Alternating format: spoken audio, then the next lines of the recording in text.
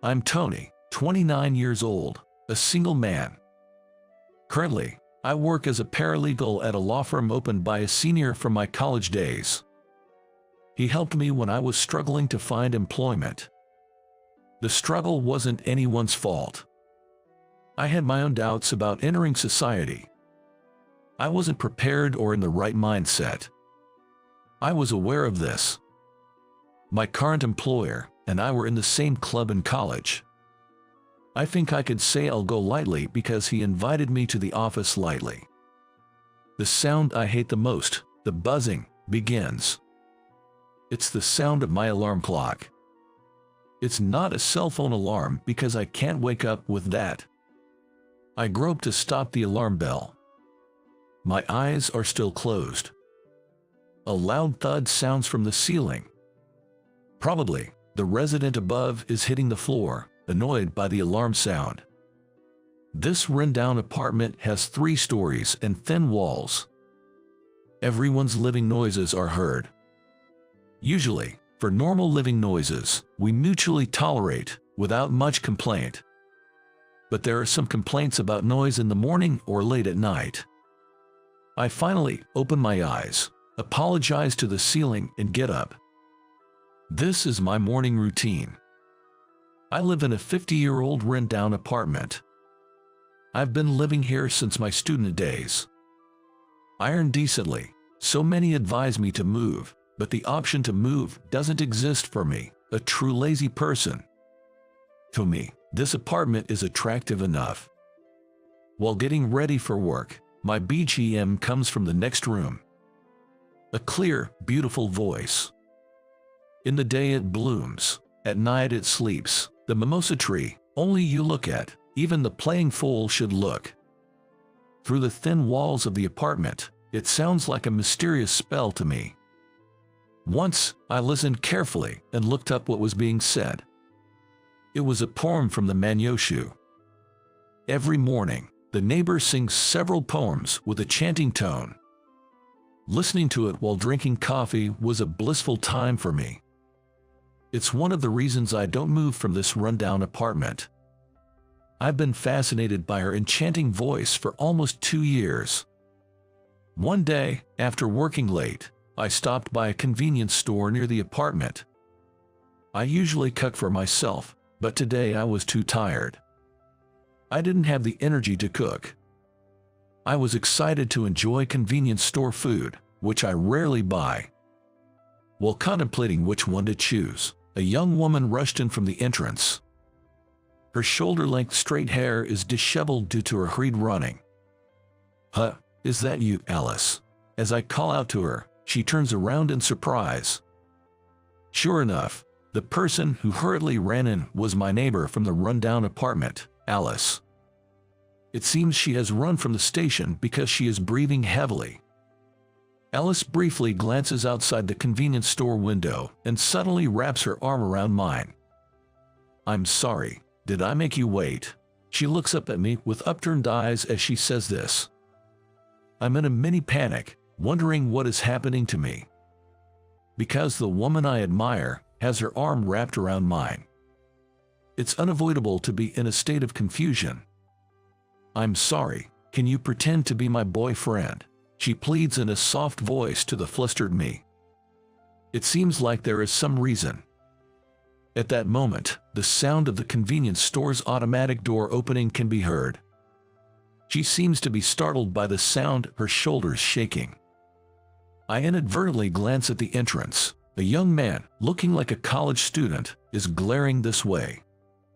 Her body starts to shiver in small increments.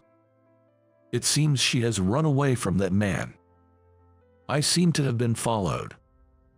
Alice says only that and closes her mouth. She seems unable to speak from fear. There is no choice but to help her here. "What's the matter? You're clingy today." I say this while looking into her face, making sure the guy can hear. And I whisper in a low voice, "You are safe." Alice seems to relax a bit at my reaction. She still looks pale, but she smiles back. "Another convenience store dinner? That's no good. Come to my place, I'll make something for you tonight." I savor her words. Even playing the role of a fake boyfriend is fine. To think the day would come when I would hear such words from her. I believe there must be a God in this world. I'm grateful. We exit the convenience store with our arms linked. We pass by the man when exiting, but he didn't try to stop us. However, he keeps following us. Ellis and I continue to pretend to be a couple on the way back, keeping our conversation going. We return to the apartment, looking like a loving couple. I'm wondering what to do next. Then Alice invites me into her room, saying, "Please come in." I decide to accept her invitation. The man doesn't enter the apartment premises but seems to be glaring at us near the entrance. As soon as we enter the room, Alice separates from me and apologizes. "I'm really sorry." I think I responded with "It's okay," while savoring the warmth left on my arm by her. I'm a bit nervous and can't remember. Peeping outside, that man is still in front of the apartment. It seems I can't go back to my room immediately. It seems better to wait a bit. Is it okay if I stay here? I had no intention of overstaying, but under these circumstances, it can't be helped. Of course, I'm really sorry to take up your precious time. Alice, saying it's the least she can do to apologize, serves me homemade food. Surrounded by bugs, her room feels mysteriously comfortable. Excited, I eye dishes like the terrine she prepared last night, thinking about having wine, quiche, and sautéed chicken, dishes that would be served in a restaurant. I love to eat. In no time, my stomach is also won over by Alice. According to what I heard while dining, that guy was a graduate student at the private university where Alice works. Alice is a librarian at the private university. Recently, she was confessed to by that guy, and when she politely declined, she found herself in the current situation. "Did I decline badly?" Alice says in a small voice while sipping her wine. "No matter how you reject, some guys are just clingy. You did nothing wrong, Alice." Alice opened her eyes wide, seeming surprised at my somewhat bold statement. Then she smiled softly and thanked me. I was so happy, so very happy. I almost felt thankful to the clingy guy. After all, I'm dining on homemade food and wine in the room of the woman I've always admired. Thank you for such a dreamlike time. I think I was a bit high-spirited. Maybe the alcohol was contributing. The guy left from in front of the apartment, and I returned to my room across the date line. We've exchanged contact information and told each other to get in touch immediately if something happens. Most importantly, in this shabby apartment, you can hear everything. I'll notice immediately if something happens to her. I felt thankful even to the shabby apartment. I feel like I can sing well today. Maybe it's the alcohol, but my throat feels good. While filling the bathtub, I hummed and muttered so. The morning after a joyous time. Hell had broken loose in front of my room. Food waste was scattered everywhere, and on top of it was a piece of note. It seems to be the handiwork of the man from last night. The note in messy handwriting read, "Keep your hands off Alice." The pressure of the writing was immense, allowing me to sense the man's frustration and anger from his strokes. I thought maybe I provoked him a bit too much. I opened the door with a click, and Alice also showed her face. Seeing the scattered food waste, she looked genuinely sorry. She apologized "I'm really sorry" many times, making me feel a bit awkward. Moreover, she didn't do this. "Please don't worry about it, you didn't do this, Alice." I tried to cheer her up with a smile and said so. More than that, I was worried that something might have happened to her. "Alice, are you okay? Did anything happen to you?" At my words, Alice checked the front of her entrance. It seemed to be okay. Seems fine. Nothing seems to be out of place. What about the mailbox? Is there anything strange in it? With a bit of fear, Alice checked her mailbox. And then, she let out a short scream. Eek! What happened? I quickly moved to her side. There was a photograph inside the mailbox. Carefully, I took it out and checked it. This guy. There was a man in the photo wearing a black hoodie, hood up, making a peace sign. The fact that he's completely expressionless makes it unsettling. Oh, it's him. He followed me yesterday. The fear has turned Alice's face pale. The uncertainty of his intentions adds an extra layer of creepiness. I keep reassuring her, saying it's all right. Once she's somewhat calmed down, I hand her my business card. She receives it with both hands politely. The business card reads law firm. You work at a law firm. I become a bit bashful to her surprised voice and clarify, I'm a paralegal, so not a lawyer. It's a firm my senior started. I think we could assist you, Alice. Would you consider coming in for a consultation? Ideally, returning to her parents' house would be the safest, but she seems to have work obligations making it difficult to leave. I want to confidently say she'll be fine with me around, but it's not like I'm physically strong. Reliance on legal power and the police seems the best choice here. Also, I really didn't want to suggest this, but since you live alone, it might be good to consider moving to a more secure place given the circumstances. It's a rickety apartment with lax security. Anything can happen, and it wouldn't be surprising. Truth be told, it would be sad if Alice moves out. I want to hear her beautiful voice reading aloud every morning. But now, Alice's safety is the priority. Alice became silent at my words. Safety comes first. Alice shook her head quietly to my words. I'm not considering moving. Sure, it's a rundown apartment, but I like this apartment. I can't force her if she says so. I wonder what's good about this dilapidated apartment. I replied, is that so? While tilting my head. We went together to a law firm and, after receiving various advice, decided to also visit the police station. The boss told me to go with her to the police station, thinking she would feel lonely by herself, so Alice and I went to consult at the police station side by side. Although it's due to the circumstances, I'm happy to have been with her since last night. We consulted at the police station's public safety division and registered in a system where we can report immediately by dialing 911 if something happens. They also promised to increase patrols around the apartment. I'll also contact the landlord and ask to enhance security measures. We were exhausted when we left the police station after completing various procedures. Doing things you're not used to can be doubly tiring, I guess. When we finally finished, we looked at each other's faces and naturally started smiling. My heart raced, imagining how we must look like a couple to those around us. Maybe I was being punished for having such a frivolous thought. Suddenly, that man rushed before our eyes, grabbing Alice's hand and trying to pull her away. Alice let out a short scream. Hey, what do you think you're doing? Let go. I instinctively grabbed the man's arm, and it was surprisingly muscular. His hood is pulled tight, but I can see his eyes gleaming underneath. Stop bothering Alice. Eventually, the man and I ended up in a scuffle. Maybe it's his youth.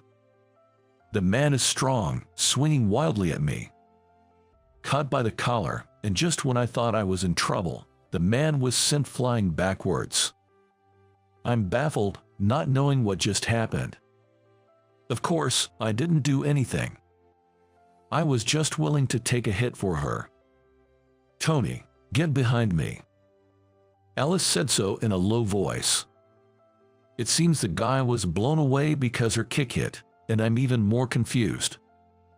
I have a black belt in karate. I think I can probably fight better than you, Tony.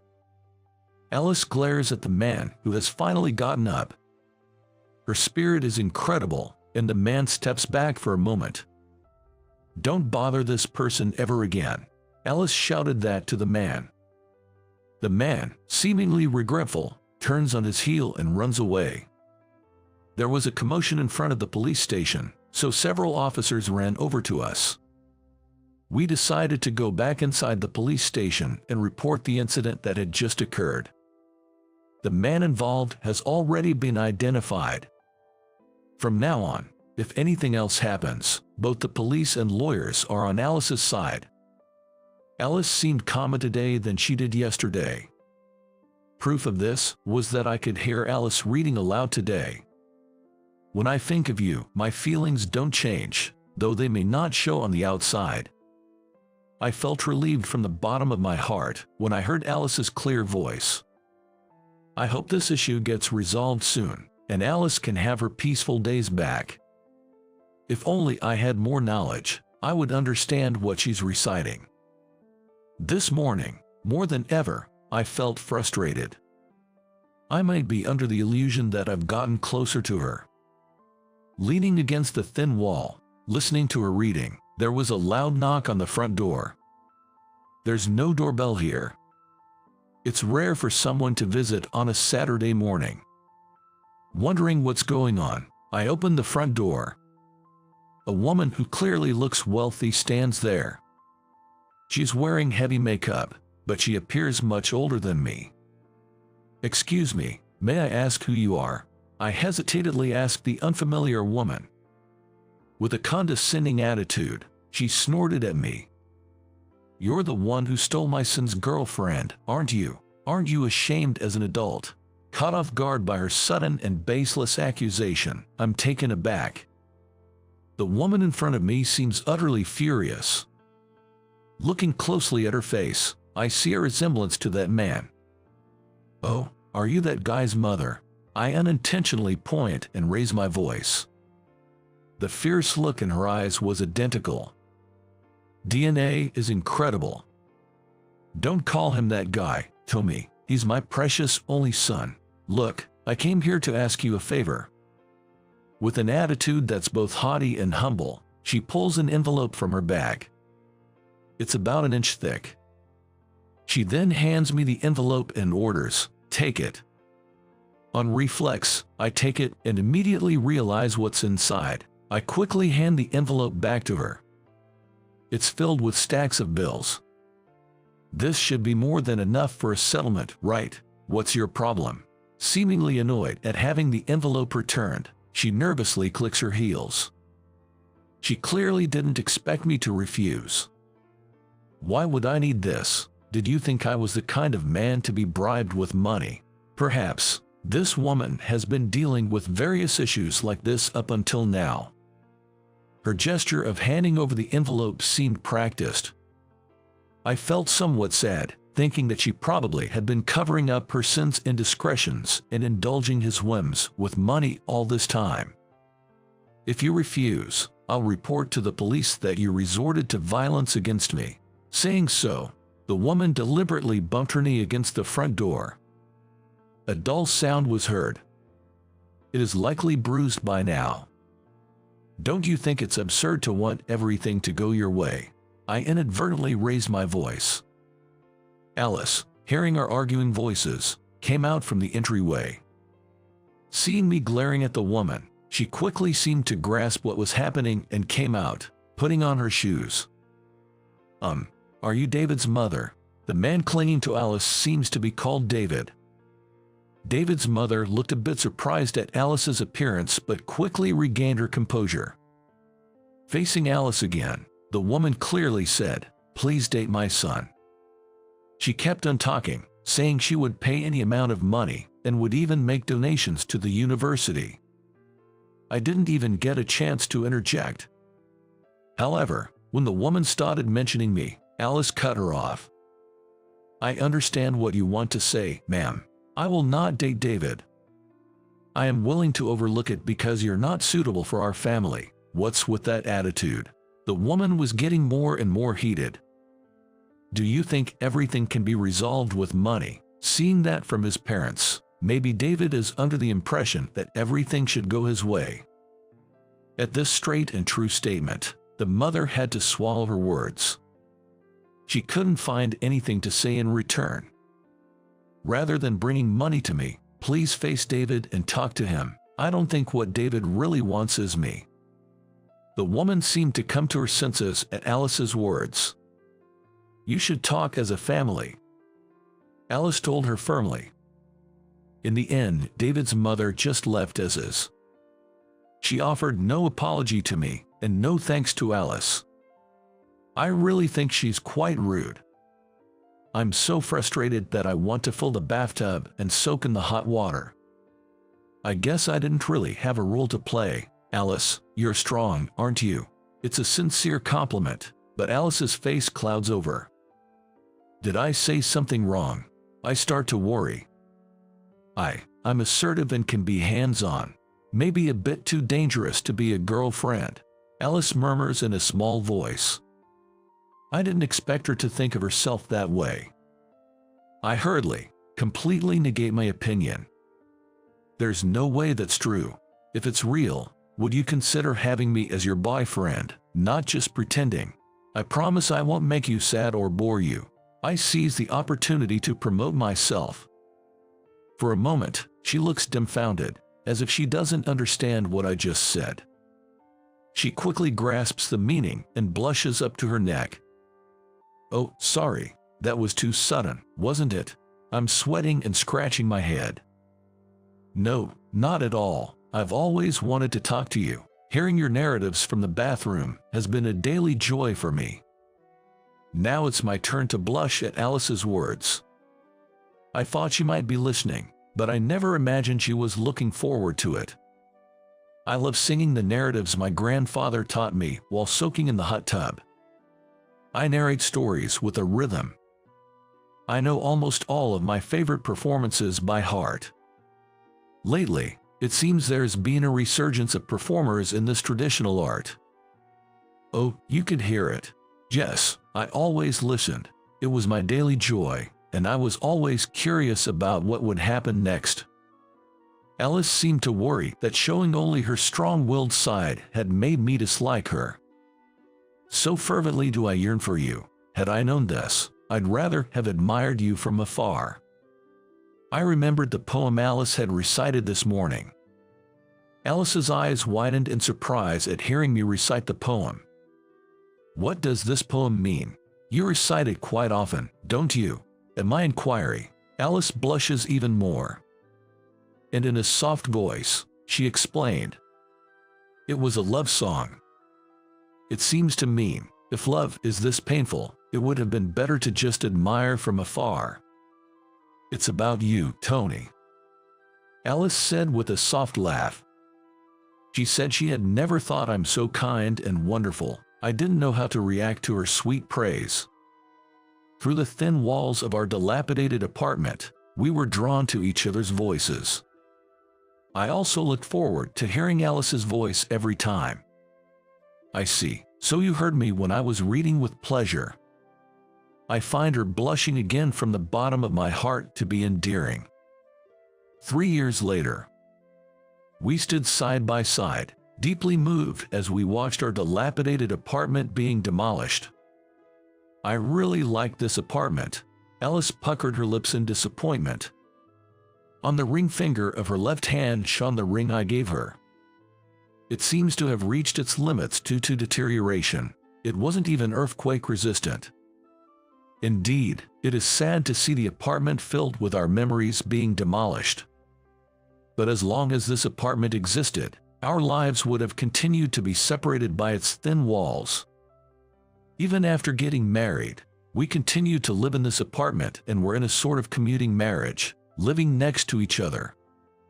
From today, a new life together begins again. I want her to recite various songs next to me, not through the thin walls. I also want her to quickly explain their meanings. I cannot thank enough the apartment that brought us together.